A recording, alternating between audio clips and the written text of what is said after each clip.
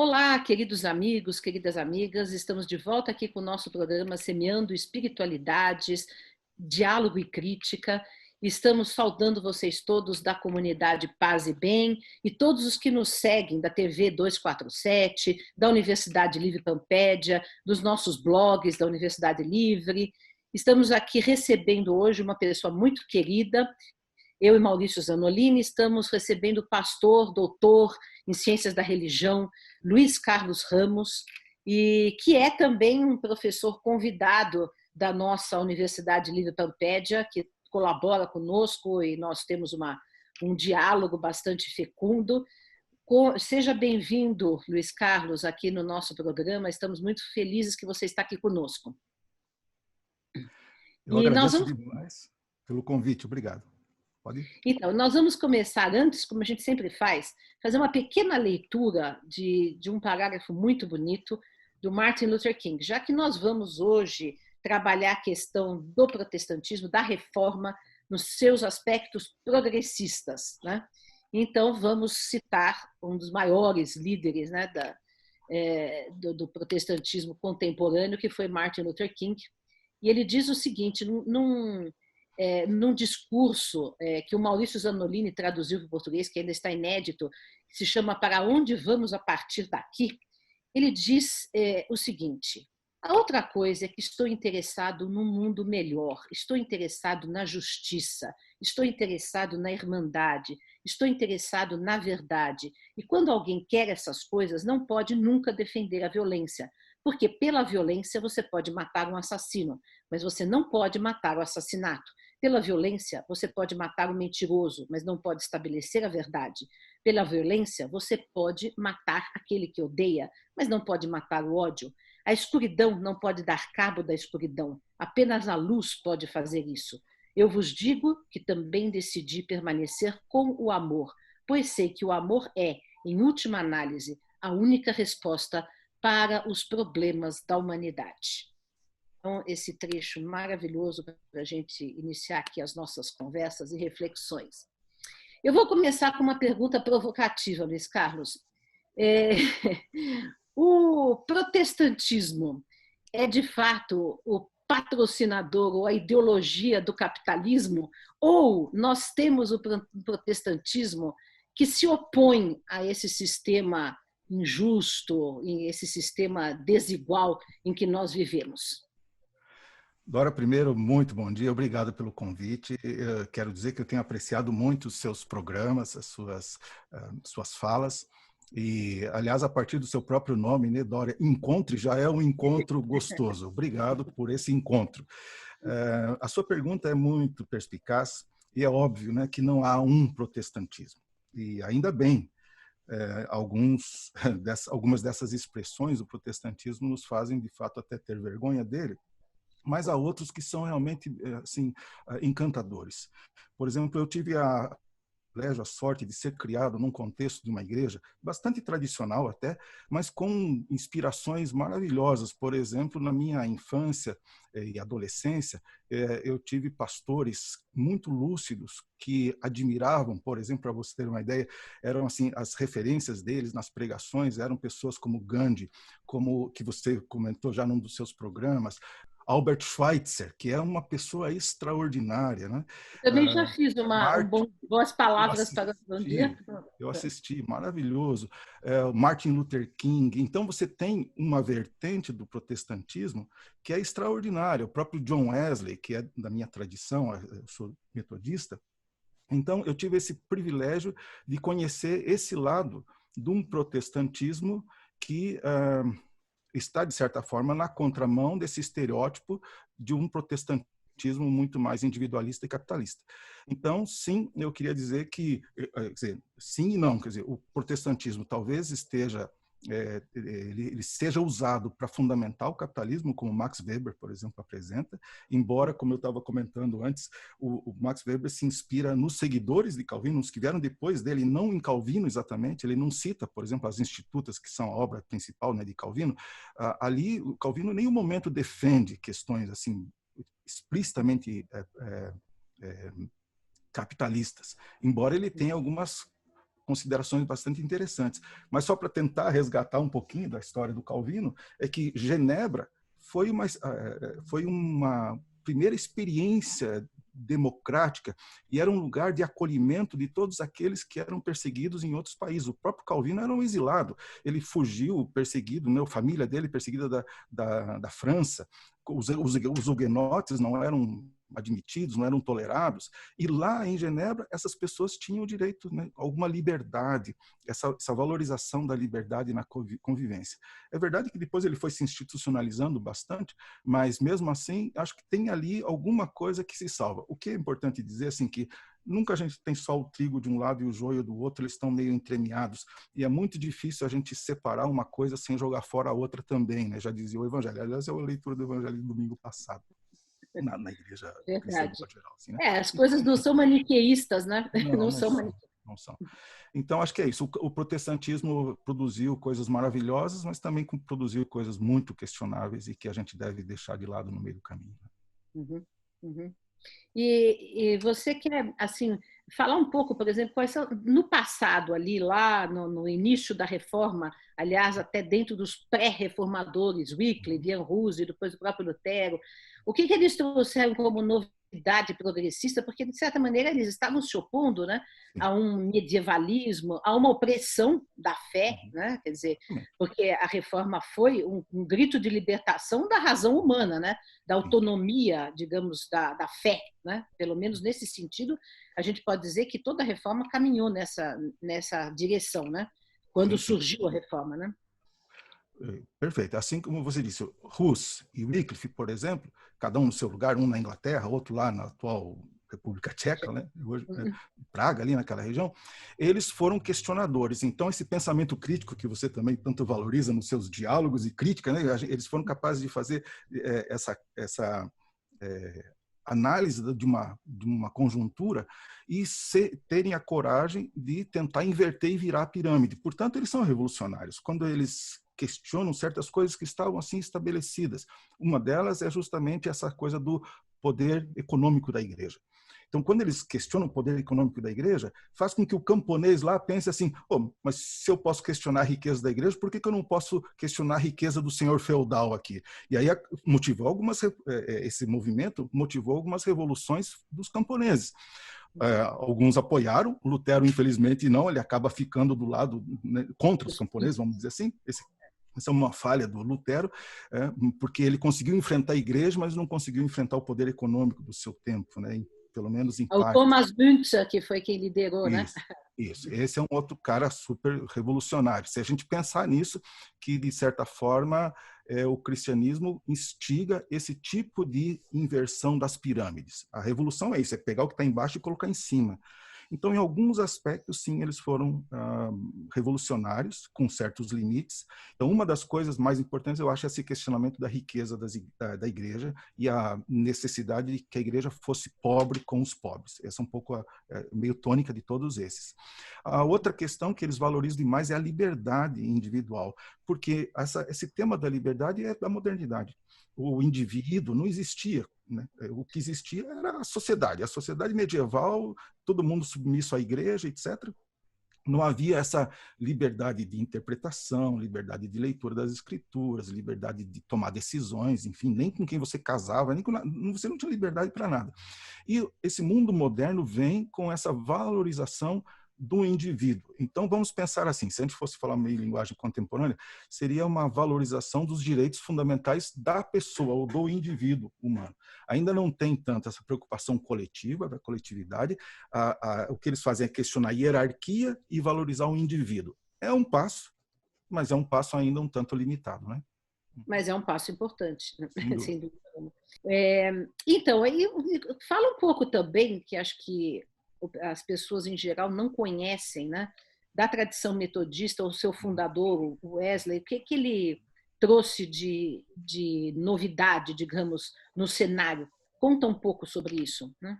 John Wesley é uma figura enigmática interessantíssima, porque ele é anglicano, né, episcopal anglicano, vive na Inglaterra, século XVIII, se tornou um grande líder, que começa com um movimento dentro de uma universidade. O nome metodista é porque ele e o grupo de amigos dele eram muito metódicos nessa coisa do estudo, né? Eram muito rigorosos no comportamento e tal. Mas o que é bacana de enfatizar agora, pelo nosso tempo, é o fato das transformações sociais que eles promoveram. Então, o movimento de Wesley assim, é uma espécie de composição entre o que a gente tem do catolicismo anglicano, do catolicismo na Inglaterra, da Igreja Anglicana, e da Reforma Protestante, com as influências que ele tem também, especialmente de Lutero. E ali, ele era um leitor também dos místicos, dos pais da igreja, e isso fez com que ele desenvolvesse uma sensibilidade muito forte para com essa questão dos pobres. E ele achava, então, que o cristianismo não podia ser só um cristianismo de piedade, de devoção para com Deus, mas tinha que ser um cristianismo de misericórdia, de ação efetiva, de socorro para os necessitados. E aí, veja só, aqui também a gente está caminhando nessa consciência progressista dos protestantes, porque até então, vamos dizer, geralmente a prática da caridade sempre foi enfatizada pelo cristianismo desde os seus primórdios, mas geralmente era uma atitude paternalista, era assim, quem pode ajudando quem não pode. E ali o Wesley está meio no meio do caminho, porque ele começa a mudar um pouco essas coisas. Ele vendo as necessidades das pessoas, ele não se contenta em só dar uma ajuda, sabe, dar uma roupa para quem está com frio, mas ele começa a questionar por que essa pessoa não tem essa roupa, por que ele está desempregado, por que ele está passando fome, por que aquelas crianças não aprendem a ler e escrever. E ele começa a criar movimentos. Uma das coisas, pelo que a gente sabe, ele criou farmácias populares para doar se fosse preciso, mas para vender a preços muito populares medicamentos. Bancos de emprego, porque ele sabia assim, se a pessoa está passando fome porque não tem trabalho. Aí quando ele criou um banco de empregos para colocar essas pessoas que estavam desocupadas, ele descobriu que elas não tinham qualificação. Então também ele começou a treinar essas pessoas para elas terem uma profissão. A questão das crianças que eram analfabetas. Esses meninos trabalhavam nas minas 12, 13, 14 horas por dia, de sábado a sábado, de segunda a sábado, e só tinha um domingo.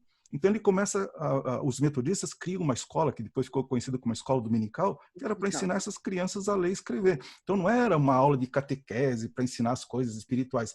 Eles ensinavam através da Bíblia, então as coisas eram meio misturadas, mas era para ensinar a ler, escrever, somar, diminuir, multiplicar, né, dividir, era para isso. Então foi uma coisa bem interessante.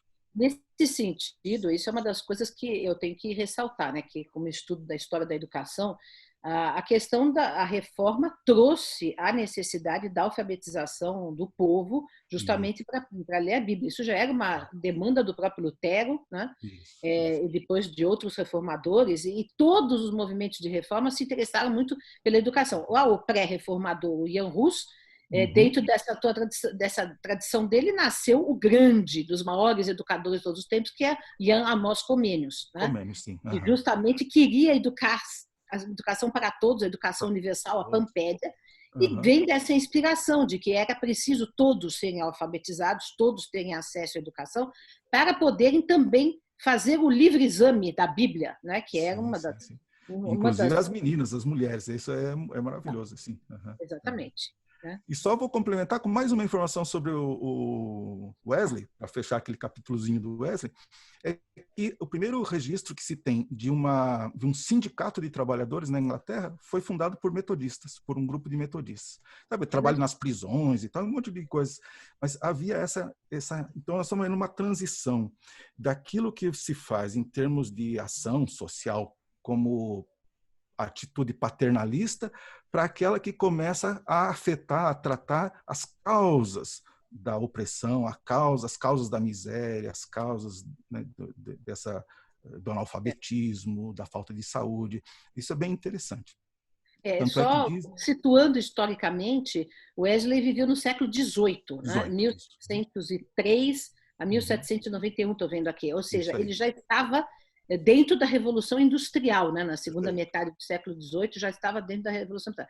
Um outro grupo que me atrai demais, eu não sei se vocês consideram protestantes mesmo, mas eu acho fascinante a história dos Quakers, né? Sim, maravilhoso. Assim. Porque eles, eu já estudei bastante, e eles são considerados, inclusive, como predecessores do anarquismo, que é uma vertente que eu gosto muito, né? Pelo seu pacifismo, pelas suas atitudes assim muito de vanguarda, né? Eles eram abolicionistas, eles foram os primeiros a cuidar também dos doentes mentais de uma maneira humanizada, né? E tinham comunidades que se autogeriam. Então, eu acho essa história fascinante. Também nasceu lá no Reino Unido e foi para os Estados Unidos, né? Sim. Sim. Inclusive, um dos comentaristas bíblicos que eu mais admiro é o Chad Mears, é um Quaker que publicou, tem um comentário dele sobre o Evangelho de Marcos que é fantástico, publicado pela Paulinas. Paulos ou Paulinas, eu me confundo, mas acho que é uma dessas editoras. É um comentário de primeiríssima mão. Sim, a gente considera, eles são cristãos e tudo mais, e esse pacifismo deles é maravilhoso. Eles estão também, desde o início, nessa coisa do movimento ecumênico. O movimento ecumênico é outra coisa importantíssima de ser ressaltado, que tem hoje o Conselho Mundial de Igrejas, né, que nasce lá numa assembleia, num congresso que aconteceu em Edimburgo, em 1910, que os cristãos se reuniram, os evangélicos, né, os protestantes se reuniram para falar da missão ao mundo. Aí surgiu, inclusive, discussões se deveriam evangelizar a América Latina ou não, porque a América Latina era católica, aí tinha gente que achava que católico não era cristão, outro que achava que católico era cristão, eles brigaram um pouco por isso, mas foi muito interessante porque esse movimento ecumênico moderno nasce com esse grupo, ali tem os menonitas também são pacifistas, é um grupo muito interessante. Esses grupos estão todos nesse movimento inicial de cooperação, que eles entenderam que a missão não era para ser, eu vou lá para fundar uma igreja batista, eu vou lá para fundar uma igreja metodista, não, eu vou lá para espalhar o evangelho. Era uma outra ideia bem bacana também que surgiu. E grande parte desses movimentos se associaram a essa coisa da educação, de movimentos sociais, de promoção dos ativismos de grupos populares, né? Assim, enfim, a ideia é que o evangelho não vai sozinho, não é só uma comunicação de palavras, mas é uma comunicação de vida e vida abundante. A pessoa tem que ter vida boa, não é essa um pouco a ideia. Não, mas uma coisa que eu acho interessante do que você estava dizendo, quer dizer, comparar um pouco com a teologia católica, né? Como por serem perseguidos, né? Por partirem desse lugar, de lugar do perseguido, e buscando então um espaço para ter liberdade, buscando então se solidarizar com outros perseguidos para ganhar força nessa construção. A teologia protestante ela começa muito mais progressista do que a católica, que já estava muito engessada, né? Porque a teologia católica avança muito, mas já no século XX, né? Sim. E aí ela realmente avança nessa questão social, também depois da Segunda Guerra Mundial, que foi um evento muito forte para o mundo todo e fez todo mundo refletir de novo a respeito dessas questões. Mas a teologia protestante já vem pensando na Revolução Industrial do século XVIII, depois em todo o século XIX. Ela está muito mais ligada às questões sociais, e a católica chega atrasada nesse debate, né? Exatamente. E se você for pesquisar a história do Conselho Mundial de Igrejas, você vai ver isso, exatamente. Os protestantes muito envolvidos com as questões do bem-estar e da transformação social. Sem querer ser presunçoso, mas isso influenciou o Conselho Vaticano II. Claro. O Conselho Vaticano II convidou, inclusive, colaboradores, observadores, protestantes para participarem, e, em grande parte, muitas das mudanças que aconteceram em termos litúrgicos, mas também em termos eclesiológicos, foi com a contribuição desses observadores e convidados protestantes, o que é muito bonito de ver. E aí vai desembocar depois, mais na frente, na teologia da libertação, que você vê, é uma aproximação com o protestantismo, esse protestantismo que eu estou mencionando, né? É muito grande. O protestantismo é que vai desviar. A teologia ecumênica que proposta pela Igreja Católica, ela é só nos anos 60, 70, quer dizer, é uma coisa, Sim, mas ela sim, bebe nessa fonte lá do começo do século XX que os protestantes já exatamente. estavam pensando nisso. É o que você está dizendo agora, né, de uma certa inserção no Vaticano II de protestantes, me lembra o seguinte, né, no final Lutero conseguiu o que queria, reformar a igreja. Não é? Assim, meio por tabela, Demorou mas um foi. pouco, né? Mas Demorou uns Viu, 500 Maurício? anos.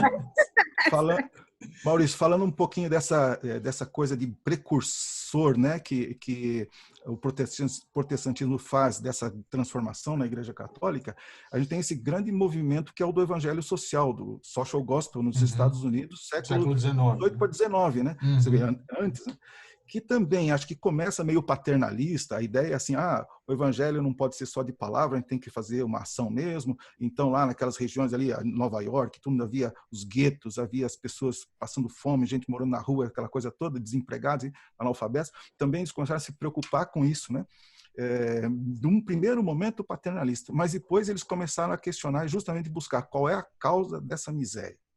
E aí tem um camarada que vale a pena a gente conhecer, chamado Walter Rauschenbusch, era um pastor batista que era também professor de teologia, de uma sensibilidade maravilhosa, assim, os textos pastorais dele são muito bonitos, as orações e tudo, mas também os textos teológicos de uma densidade muito grande.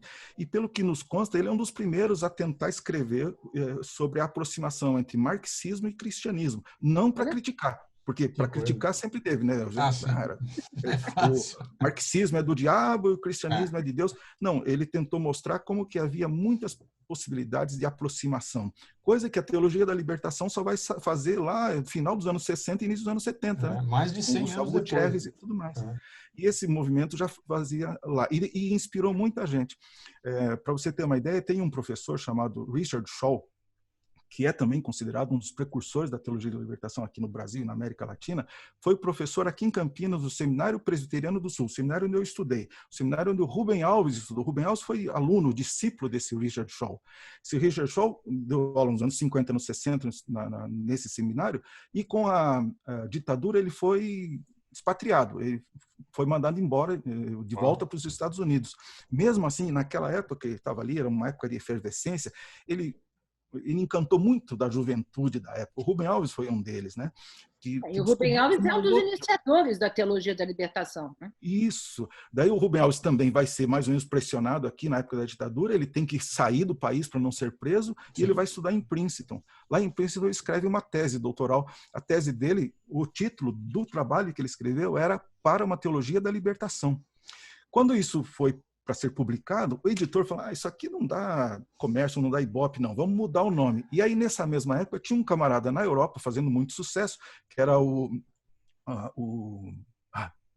daqui a pouco eu lembro o nome dele, mas que escreveu a Teologia da Esperança, e era isso que estava na crista da onda. Falou, vamos mudar esse nome aqui de Teologia da Libertação para Teologia da Esperança. Não é Multman, não.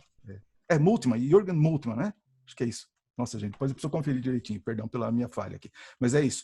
O editor muda o nome da tese do Rubem Alves, mas era para ser ele, justamente estava falando nessa perspectiva do diálogo entre marxismo e cristianismo, etc. e tal. Bom, por isso o Rubem Alves é considerado um dos precursores também da teologia da libertação, e é muito interessante conhecer um pouco desse trabalho. Porque, na verdade, quando o cristianismo, na minha percepção, né, é bem interpretado, é bem vivido, todos os cristãos podem se comunicar pela mesma base, né? Porque é a base da fraternidade, que é a base da justiça, que é a base do bem-estar universal. Quer dizer, Jesus foi alguém progressista, né? Quer dizer, então, se a gente segue Jesus, não tem como ser um conservador, um inquisidor, enfim, né? Não. Você sabe, aí eu acho que podemos relembrar o seguinte, todo movimento de reforma é uma tentativa de volta às origens. Pelo menos quase todos eles dizem que fazem isso. Mas eles fazem essa volta, claro, limitados pelos próprios óculos que eles usam do seu tempo. Então, quando Lutero e Calvino tentaram resgatar, eles resgataram um aspecto da comunidade original, que era essa coisa do indivíduo, da liberdade que cada um tinha para acessar as escrituras, alguma coisa assim. Mas quando a gente lê lá, por exemplo, em Atos 2, como é que vivia a comunidade, tendo tudo em comum, repartindo os bens, não deixando ninguém passar necessidade, partindo o pão, né? Essa coisa toda, aí você vê que, de fato, essa fraternidade, esse espírito comunitário, vai muito além do que essa liberdade individual que os primeiros reformadores aí propuseram. Então, agora, quando a gente chega mais no final, com essa teologia do evangelho social e a teologia da libertação, aí acho que há essa volta para a consciência que cristianismo, que a nossa vida só funciona bem se ela for comunitária. Ela tem a valorização do indivíduo, mas o indivíduo está inserido numa comunidade. E, claro, essa parte da hierarquia é colocado em segundo plano realmente, mas não é o indivíduo mais que é importante. O individualismo não tem força. A força é do indivíduo na comunidade, como parte de uma comunidade. Então, nesse sentido, é uma volta muito bonita para o começo. Eu acho que é interessante isso que você falou, que é uma das coisas que eu tenho estudado muito no decorrer da minha vida. A história do cristianismo me fascina, né? Estudo assim desde do início, os pais da igreja, os primeiros 300 anos, depois toda a história, a Idade Média, depois a Reforma. Tudo é um tema que eu sou fascinada. E aí o que acontece? Essa tentativa de volta, ela foi feita em várias épocas históricas, muitas vezes foram consideradas heréticas, por exemplo, na Idade Média, né? Vamos supor, os valdenses, né? Eles foram expulsos, foram considerados. O próprio Francisco de Assis era uma pessoa que estava querendo voltar ao espírito primitivo do Cristo, né? De imitar Jesus, né? E, de certa forma, ele só foi tolerado porque ele tinha um grupo grande de pessoas com ele que davam um certo respaldo. Senão, ele tinha sido fritado também do mesmo jeito. Exato. É que acontece que ele era uma pessoa que não se opunha com violência, né? Então, a igreja assimilou ao invés de expulsá-lo, né? Bom, ele era de uma superioridade fora do comum, né?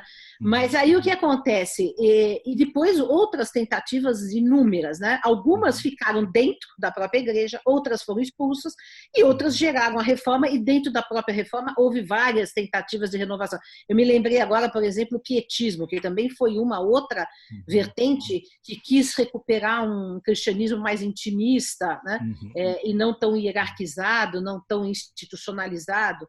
Agora, eu digo para você, não sei se você sabe, mas o próprio espiritismo de Kardec também se pretende uma releitura do cristianismo, né? Imagino, sim. Também se pretende, tanto por isso que tem o Evangelho segundo o Espiritismo, né? Então, existe sempre essa tentativa de resgatar uma pureza original que foi perdida. E acho que cada qual resgatou um aspecto, né? Nós ainda estamos longe na humanidade de seguir Jesus de fato, né? Eu considero assim, pelo menos, né? Infelizmente. Porque se estivéssemos seguindo Jesus, faríamos um mundo bem melhor, né? Tem um aspecto interessante da história do espiritismo que ele começa nos Estados Unidos, né?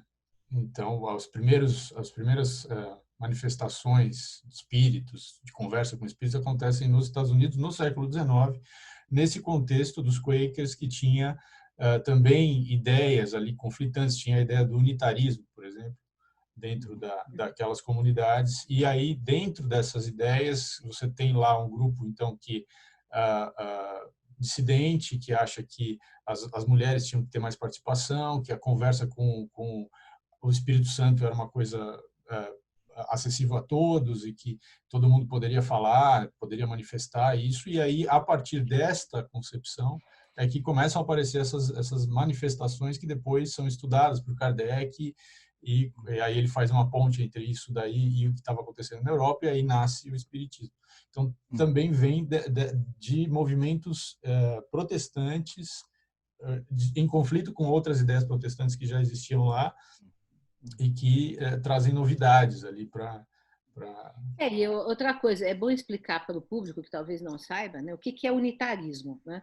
Unitarismo é a ideia de que Deus é só uno, não é unitrino, ou seja, não aceita a Santíssima Trindade, que é algo considerado pela maioria dos cristãos como definitivo para se dizer se a pessoa é cristã ou não. Por isso que muitos cristãos não aceitam que o espiritismo seja cristão, ou que o testemunho de Jeová seja cristão, porque o testemunho de Jeová é unitarista também, né, como o espiritismo. Mas houve esse movimento unitarista, ele percorreu toda a história do cristianismo, porque era o antigo arianismo, né, lá do começo dos primeiros 300 anos, dizendo que Deus é uno, não é trino. Jesus não é Deus encarnado. Então, essa é a ideia do unitarismo.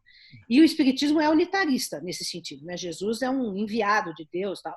E assim pensam, por exemplo, os islâmicos, né? Que não são cristãos, mas são unitaristas também, né?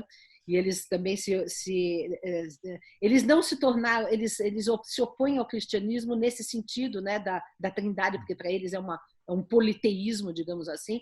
Então, essa foi uma das questões que também provocou muitas disputas no decorrer da história, desde lá do cristianismo primitivo, né? Perfeito. E aí, hoje, quer dizer, ainda hoje, os cristãos, os protestantes, os católicos, na sua majoritários, digamos, os cristãos majoritários, acham que os unitaristas não são cristãos, né? Mas, por exemplo, nós espíritas, alguns espíritas, nem todos, se reivindicam porque tudo, né? Tudo é polêmico. É sempre complexo. O espiritismo tem gente que não aceita que o espiritismo seja cristão, enfim. Mas uma parte dos espíritas se proclamam cristãos unitaristas, digamos, sem que eles próprios adotem esse termo, porque nem sabem o que é, né? Mas eu estou explicando historicamente, né? Enfim. Muito legal. Você sabe que nos anos 50 o Conselho Mundial de Igrejas promoveu um estudo sobre essas diferenças entre as igrejas, porque quando eles propunham as assembleias, eles até que caminhavam bem nisso que dizia respeito aos compromissos sociais, a essa questão humanitária e tal, mas eles esbarravam em alguns aspectos bem particulares da liturgia de cada um. Um não aceitava a ceia do jeito que o outro fazia, o batismo do outro, não sei o que lá do outro. Então eles resolveram promover um estudo para ver, nesse meio dessa diferença toda, o que a gente tem de essencial que ainda, o que caracteriza um cristão, né? E aí um dos trabalhos chegou à seguinte conclusão, assim, tem 2 pontos que nos caracterizam, que são comuns a todos os grupos, por mais distintos que eles sejam. Um deles é a questão do pão, é a partilha do pão, a Santa Ceia. Podem variar no formato, na maneira como faz, mas todas elas, de alguma forma, têm essa valorização da partilha do pão, que significa também a partilha da solidariedade. Quer dizer, ela pode não ser exatamente você quebrar um pedaço de pão, mas se você pratica essa solidariedade. E outro aspecto é o lance da palavra.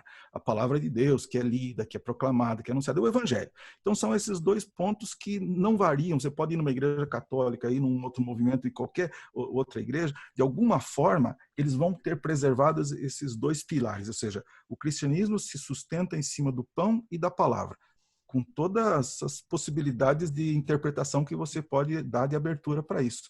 E aí eu queria chamar a atenção para um outro aspecto de que o evangelho, de fato, o cristianismo, é uma coisa universal, que ele tende para a universalidade. E as religiões, quando elas vão se fechando nos seus dogmas, elas tendem para uma particularização. E aí, sempre que você tem a particularização contra a universalização do cristianismo, há um embate, há um choque. Mas assim, vamos pensar, quando você pensa na expansão, no crescimento do cristianismo, é como se você estivesse crescendo fisicamente também. Chega uma hora que as suas roupas já não servem mais, você tem que tirar aquelas, se desfazer delas e colocar roupas que se adequem ao seu novo tamanho. Então eu tenho a impressão que é isso, a gente vai caminhando ao longo da história, trocando de roupa, cada vez com uma roupa mais adequada para o tamanho que nós estamos, né, vivendo. E eu acho que agora a gente está numa época que a gente pode abrir bem esse horizonte e usar roupas um pouco mais largas, não é? Então, porque no fundo, essa questão mesmo do unitarismo, a Bíblia fala de Deus, Pai, Filho, Espírito Santo, mas também fala que Deus é único, também fala lá no Apocalipse que fala dos 7 Espíritos de Deus. Então Deus é um, são 3 ou são 7? Quem que vai saber de fato, né? Então, essa é a maneira de a gente ver, interpretar, mas a roupa do Evangelho é muito maior, ou melhor, assim, o corpo do Evangelho é muito maior do que o tamanho das nossas roupas, né? Quer dizer, que é aquilo que Jesus disse, né? Amai-vos uns aos outros e sabereis que sois meus discípulos. Ponto. Sim. Então, quer dizer, se a gente se apegar a esse aspecto, não existe restrição nenhuma, né? Aliás, Me permita fazer um adendo fundamental, já que você mencionou isso. Quando eu falou dos dois pontos fundamentais do cristianismo, então, que era o pão e a palavra, representam justamente esse grande mandamento bifurcado, que é amar a Deus sobre todas as coisas e ao próximo como a nós mesmos. Sendo que o pão está na dimensão horizontal do amar ao próximo e a palavra está na dimensão de nos relacionarmos com Deus, que é amor a Deus. Então, esses dois pilares sustentam o que seria a essência do evangelho, né? Agora, deixa eu encaminhar a conversa para um outro aspecto que nos angustia, que é o aspecto que nós vivemos atualmente no Brasil, né? Porque, veja, nós estamos aqui falando de um protestantismo progressista, de um cristianismo progressista, etc. E nós estamos vivendo uma situação social e política em que grande parte dos evangélicos brasileiros, principalmente de origem pentecostal e neopentecostal, estão apoiando um pensamento de extrema-direita, está havendo no Brasil, quer dizer que nunca deixou de ter, mas enfim, uma mistura do Estado com a religião. Antes era com a religião católica, agora é com os protestantes, né? Ou seja, nós temos aí uma ministra que é evangélica, nós temos vários ministros que são evangélicos e que têm uma postura extremamente dogmática, conservadora, que está muito longe de todas essas ideias que você expôs aqui, né? Assim, o pentecostalismo, que eu saiba, né, nasceu nos Estados Unidos como algo das comunidades negras, como uma voz dos negros, né, dos oprimidos, né, que eles não tinham voz nas igrejas, né, e eles começaram a falar, manifestar o Espírito Santo, os negros, né, e assim, era uma coisa revolucionária, e hoje se tornou algo absolutamente reacionário, conservador e opressor, né? Como é que você vê isso? O que você comenta a respeito disso? Eu acho que esse é o tema que os cientistas da religião todos tentam estudar, entender, antropólogos, sociólogos. A gente ainda não tem uma explicação muito convincente sobre como que é possível isso tudo, né? Pensamentos tão díspares se dizerem todos bebendo da mesma fonte, ou que são todos cristãos, é um problema. A gente não sabe explicar isso muito bem. Mas eu acho assim, a gente vive um tempo de contradições. Quando acontece a reforma protestante, com essa valorização da liberdade, também vai motivar a separação de igreja e Estado, né? Essa teologia vai motivar essa laicização do Estado, e a igreja é igreja, Estado é Estado. Mas a gente está voltando para um tempo em que as coisas se misturam de novo. A gente está criando um Estado islâmico, só que não islâmico aqui no Brasil, né? do tipo que está acontecendo na região lá do Oriente Médio, que é muito intolerante, muito dono da verdade, que vai na contramão dessas melhores tradições que a gente mencionou aí, né? Porque faltou tempo, a gente não falou de Albert, eu falei um pouco de Albert Schweitzer, mas Bonhoeffer, Barth, Brunner, Paul Tillich, tantos outros, né? O próprio Martin Luther King, que mostra uma outra perspectiva de um outro protestantismo que tem muito pouco a ver com esse atual. E é claro, você vê, o próprio pentecostalismo na América Latina, ele nasce no Chile, se não me engano, e o pentecostalismo do Chile é muito diferente do brasileiro. Lá, o pentecostalismo do Chile é de esquerda, é um movimento muito interessante, pelo menos esse originário. E aqui não, aqui é um movimento que nasce, ele vai crescer exatamente na época da ditadura militar. É um caminho longo para explicar, mas só para dizer assim, até os anos 50, 60, as igrejas que cresciam mais protestantes no Brasil eram as protestantes históricas. Quando há um expurgo com a ditadura, então, por exemplo, só na igreja presbiteriana, mais de 40 pastores foram expulsos da igreja nessa época, para você ter uma ideia. Para uma igreja pequena, perder 40 dos seus grandes líderes, dos seus principais líderes, foi um baque imenso. Então, gerou um vácuo muito grande, né? O que ia preencher esse vácuo? O pentecostalismo já vinha crescendo devagarinho, mas aí houve uma injeção de dinheiro muito grande dos Estados Unidos aqui no Brasil, com esses movimentos carismáticos e autônomos, sabe? E aí esses grupos tomaram esse vácuo e cresceram muito. Foi meio um caminho contrário ao que aconteceu na Igreja Católica, que a Igreja Católica daí se organizou na teologia da libertação, nas comunidades eclesiais de base e tal, mas aqui o que foi correndo paralelo e foi crescendo pelas bordas foi esse movimento carismático pentecostal que vai desembocar no neopentecostalismo. E a grande ânsia, assim, o achado que foi encontrado por esses grupos foi a ambição das pessoas de querer ascensão social. Então, os primeiros movimentos prometiam cura, prometiam identidade, prometiam um céu, uma vida de fartura e de alegrias lá na eternidade. E esse outro grupo percebeu que as pessoas não estavam com paciência para esperar tanto tempo, não. Eles querem fartura e bem-estar agora. E começaram a oferecer esse tipo de solução. E nessa esteira é que surge e cresce o movimento neopentecostal, que faz o contrário do que as igrejas protestantes, ou pelo menos aquelas pentecostais antes faziam, que elas eram contra os meios de comunicação de massa, você não podia ter televisão, não podia escutar rádio, nem nada. Esse outro grupo não, ele é muito simpático, ele sabe lidar com isso, ele vai e usa. Também a questão, né, da prosperidade ou da riqueza. Teologia da prosperidade, né? Que assim, a ambição que era vista como um pecado, né, agora não, é visto como uma bênção de Deus, né, um sinal da graça de Deus. Então há uma mudança muito grande na perspectiva e vai ao encontro, né, do que as pessoas esperavam ou queriam. E aí é um crescimento muito grande. E daí outra coisa também, que ela é meio tabu, a ideia de que religião e política não se misturavam. Especialmente por causa da ditadura militar, quase não se falava em política nas igrejas tradicionais, pelo menos. Os pentecostais foram indo... por incrível que pareça, tem registro de que os evangélicos, pentecostais, se aliaram na luta contra a ditadura militar, para a queda da ditadura. Só que os neopentecostais não. Esses se associaram a esses grupos mais conservadores que hoje desejam a volta da ditadura. Então, é difícil a gente dizer que seja o mesmo grupo, inclusive, né? Quando a gente fala assim, será que realmente os neopentecostais são herdeiros da reforma, são herdeiros do protestantismo? É muito difícil dizer com certeza, assim, né? Eu sempre disse uma coisa, que esse movimento do neopentecostalismo no Brasil era um braço da colonização americana, norte-americana. Né? Foi um investimento, de fato, né? Ideológico, né? E inclusive para se contrapor às comunidades de base, né? da teologia da libertação, da Igreja Católica. Né? Sim. Contrapor a esse avanço da teologia da libertação. Então, realmente foi um investimento, inclusive financeiro, né? Nesse sentido que você mencionou aí. Né? Mas eu gostaria de que você falasse um pouco, antes de a gente terminar, a gente já está avançando aí. Você citou aí vários herdeiros deste movimento do social gospel, né, do evangelho social dos Estados Unidos, que foi no final do século XIX, começo do século XX, entre eles o Martin Luther King e outros que você citou. Você não poderia falar um pouco em que se desdobrou isso? Quer dizer, podemos dizer que hoje, contemporaneamente, ou pelo menos no século XX, as posturas sociais dos protestantes se devem a este movimento do evangelho social americano do século XIX, começo do XX?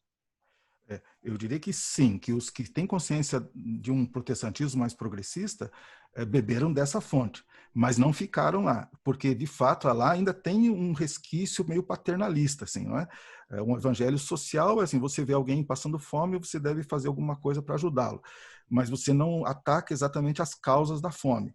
E o que a teologia latino-americana é que dá essa grande contribuição, né? E claro, com esse diálogo com o marxismo e tudo mais, que questiona as fontes da miséria, as fontes da pobreza. E vários setores, sim, se apropriaram desses conceitos, dessa reflexão e caminharam. Eu, por exemplo, fiz parte da Igreja Metodista num período muito bonito, dos anos 80, anos 90, em que ela estava muito alinhada com essa questão da teologia da libertação, embora não pudesse dizer que era exatamente, porque era num contexto protestante, que é mais classe média e tudo, então não era exatamente aquele das comunidades eclesiais de base e tudo, mas mesmo assim ela tinha essa perspectiva, ela caminhava no olhar da história do avesso, né? A história dos perdedores, a história a partir dos oprimidos e tudo mais. Só que, como eu disse, esse movimento carismático foi caminhando paralelo e conseguiu, por vias até, entre aspas, legítimas, assumir o poder na igreja, elegendo seus próprios bispos e tudo mais, que na Igreja Metodista se elegem os bispos, né? Então, os bispos mais conservadores, e a gente perdeu essa história de alguma forma, né? Então, hoje eu não sei dizer que igrejas, a não ser talvez a igreja luterana, um pouco a igreja anglicana, um pouco da igreja presbiteriana unida, que ainda tem essa perspectiva progressista. E algumas igrejas isoladamente aqui e ali. Mas no corpo geral, elas acabaram sendo engolidas por esse novo movimento, também porque elas estavam sendo sufocadas e perdendo uma evasão de membros muito grande, que tem várias explicações para isso, né? Uma delas, que eu queria só deixar registrado aqui, tem a ver com a questão da matriz cultural brasileira, ou matriz religiosa brasileira. Então, há uma tese de vários sociólogos e cientistas da religião que defendem essa ideia, que eu acho bem interessante, que aquelas religiões que se afinam de alguma forma com a perspectiva da cultura brasileira, quer dizer, com a matriz religiosa e a matriz cultural brasileira, essas tendem a se manter e até se expandir, crescer. Aquelas que vão na contramão da matriz religiosa não têm muita chance de sobreviver. E aí, nesse sentido, assim, o protestantismo tradicional não tinha muita chance de ir para frente mesmo, porque ele se opunha. Ele não gosta de samba, ele não gosta de imagem, ele não gosta de festa. Então, não tinha muita solução.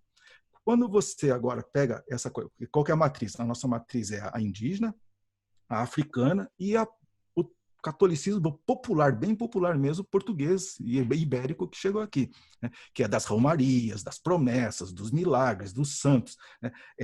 Se uma religião se afinar mais com isso, ela tem mais chance de dar certo. E o neopentecostalismo teve essa sacada. Tanto é, por exemplo, o protestantismo tradicional, quando fala das questões africanas ou das religiões africanas, ele se coloca como um contraponto. Não, a religião africana tem uma solução, nós temos outra. O neopentecostalismo, não. Ele diz assim, ó, se alguém fez um trabalho para você, vem aqui que a gente faz outro trabalho para desfazer o seu trabalho. Ou seja, ele joga no mesmo campo ideológico, imaginário, simbólico. Então, ele teve mais chance, mais vínculo com a religiosidade popular e por isso também isso cresceu. E acho que tem uma outra coisa mais subjetiva, que é ele entendeu qual era a aspiração mais egoísta das pessoas. As pessoas querem subir de vida, querem melhorar, viver mais confortavelmente. E aí é um apelo muito barganha, forte, né? difícil de... O cristianismo tradicional é altruísta e o cristianismo neopentecostal é egoísta. E aí é uma balança complicada para você equilibrar. As pessoas tendem e dentro de uma sociedade de consumo, né, em que o consumo é estimulado o tempo inteiro, então esse discurso da prosperidade ele tem muito mais chance de se enraizar, né, nas pessoas, né, digamos assim. Você tem o discurso da prosperidade de um lado e da solidariedade do outro, que é todo esse evangelho progressista, da teologia da libertação e coisa assim, é a solidariedade. É a vida em comunidade. E aqui do outro lado é o egoísmo, o indivíduo e a prosperidade. São duas balanças, dois mundos diferentes. Exatamente. E aí, digamos, o sistema econômico que nós vivemos, ele é favorável a esse discurso da teologia da prosperidade, né? Totalmente. Totalmente. Né? Totalmente. Talvez agora, com essa pandemia, as coisas, esses pilares aí ruíram um pouquinho, viu? Porque vamos esperar que sim, né? Tomara que a gente não volte pior ainda depois, mas de alguma forma as pessoas viram que não dá, assim, continuar desse jeito não dá certo. A gente estava indo para um caminho sem solução, né? Não sei se tem tempo ainda, eu queria trazer mais um pouquinho. A gente entrevistou aqui também já em outros programas um outro professor de teologia que chama Renato Ferreira Machado. Ele faz umas pontes entre cultura pop e teologia. E aí, uma das coisas que ele fala, que eu acho muito interessante, que pode ser talvez uma resposta para esse dilema que a gente está vivendo, é que a teologia protestante nos Estados Unidos, quando ela encontra a população negra, a população negra ressignifica tudo isso e passa a agir e tem, então, portanto, uma atuação religiosa em cima dos valores deles, só que dentro de uma tradição protestante. E aí ele vê nesse movimento uma bifurcação. Então você tem lá, quando os negros estão escravizados, você tem os cantos de trabalho, você tem a música religiosa também, os spiritual soul. E aí quando você tem a libertação dos escravos, e eles têm mais autonomia, você eles criam dois estilos. Um é o blues, que é uma música que vai falar das tristezas, porque eles obviamente são uma população mais pobre, né, mais fragilizada. Mas também tem o gospel, que é uma assim, seria, digamos, a manifestação da alegria, que é o que seria o elemento que mostraria que eles são eleitos, ou que eles estão salvos. Então, o povo alegre é o povo salvo. Esse é o ponto do gospel na igreja, aquela alegria, e a população branca vai desenvolver uma outra música que é o country. E o country, ele também tem as letras sobre os problemas, os dramas do trabalhador e tal, mas ele não tem a coisa da alegria, ele vai para a coisa da ostentação, que tem muito também hoje no sertanejo brasileiro e tal, também tem, porque esse sertanejo também está associado ao neopentecostalismo e tal. Então, você tem a coisa da ostentação, porque o sinal de salvação é você ter as coisas, né? Então, e aí você tem, quer dizer, e a cultura norte-americana, a cultura musical norte-americana influencia o mundo inteiro. Quer dizer, a cultura no século XX ela é hegemônica no mundo inteiro e aí as pessoas passam a pensar a partir dessas imagens que são construídas nessa cultura. Mas a alegria como um sinal de salvação dentro dessa ideia negra americana é uma solução interessante, porque é uma possibilidade outra que conversa com a cultura brasileira, porque a cultura brasileira é iorubá e é a cultura da alegria, da festa, mas que é uma outra chave que não é a chave da prosperidade que hoje está dominando essa teologia. E pode ser uma solução. Eu sempre falei, né, que os negros nos Estados Unidos tinham transformado o protestantismo, que era aquela religião austera, né, fechada, numa festa, né, com dança, com batendo palma, etc. E eu adoro os spirituals, né, inclusive canto. E aí isso daí me toca demais, né? Me toca tremendamente. Mas o que você comenta? Do mesmo jeito que você falou isso aí, né? Que os negros reformularam a espiritualidade norte-americana, eu sempre tive essa ideia também de que se os missionários protestantes que tivessem vindo para o Brasil no final do século XIX não tivessem sido os brancos do Sul, porque foi isso que aconteceu, tivessem vindo os negros ou o pessoal do norte dos Estados Unidos, nós teríamos uma outra igreja protestante no Brasil. Com certeza. E você sabe que, em grande parte, alguns desses movimentos migratórios de norte-americanos para o Brasil, que se estabeleceram aqui na região de Piracicaba, Santa Bárbara do Oeste, tudo, até por causa disso que eles têm aquele sotaque, aquele jeito próprio de falar ali, era porque lá foi abolida a escravidão, eles não podiam ter mais escravos, e eles ficaram tão aborrecidos que procuraram no mapa onde é que tinha um lugar onde ainda podia ter escravos. E eles vieram para cá para poder continuar tendo escravos. Uma coisa impressionante, né? Nossa Senhora. Então, claro que isso não era geral, porque que nem o Simon e outros missionários fundadores, eles eram contra a escravidão. Claro. O Wesley mesmo, o último texto dele é combatendo a escravidão. Sim. Mas o povo, vocês sabem, não teve jeito, né? Então vieram esses missionários do sul, brancos, ricos, escravagistas, foram eles que meio deram o pontapé inicial do protestantismo no Brasil, e aí é contra a cultura negra, contra a cultura popular, tudo que fosse assim, esse jeito do brasileiro era considerado coisa pecado, né? Pecado do diabo, coisa do gênero assim.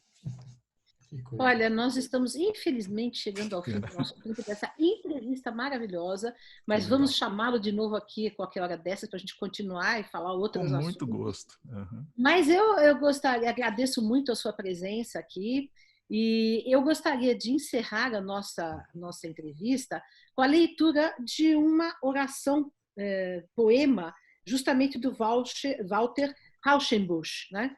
Que você citou aqui como um dos grandes teólogos norte-americanos que começou esse movimento do evangelho social, do social gospel, e que inspirou depois outros continuadores. E é que neste livro, né, que eu sempre cito aqui, As Orações da Humanidade, que foi organizado pelo Faustino Teixeira e pelo Volney Berkenbrock, né, eles colocam orações de todas as tradições, etc., que tem várias do Rauschenbusch, né? E eu vou citar uma, ler uma para a gente encerrar. Então, depois eu passo a palavra para você, tá bom? Para dar Agora, posso só dar uma sugestão para quem está nos assistindo? Se vocês forem procurar, acho que eu não vou falar editor, que eu não tenho certeza, mas o Rubem Alves gravou em áudio várias orações do Rauschenbusch. Você acha em livro e acha em áudio, isso para comprar em CD, tudo. É maravilhoso. Procura na Eu internet, é mesma vou capaz de achar. comprar, porque eu não tenho. Eu Vale mesma a vou pena. comprar, porque eu não tenho. Então, um novo dia está diante de nós. Mais uma vez, um novo dia está diante de nós, nosso Pai.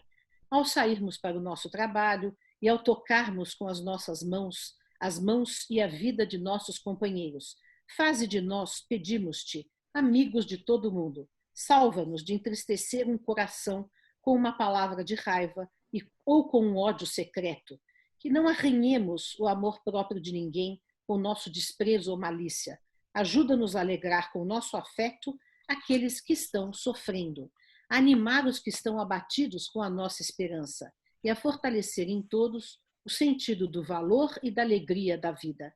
Salva-nos do veneno mortal da arrogância de classe.